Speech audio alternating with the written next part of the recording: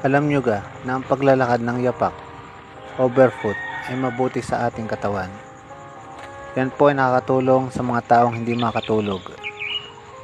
Nagpapalakas ng nervous system, nagpapaganda ng ating paningin, at cardiovascular system.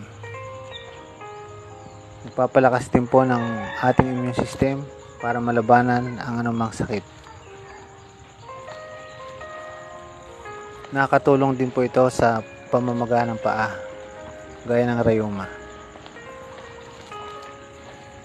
Mas mabuti pong mainit ang lupa kung kayo ay may rayuma.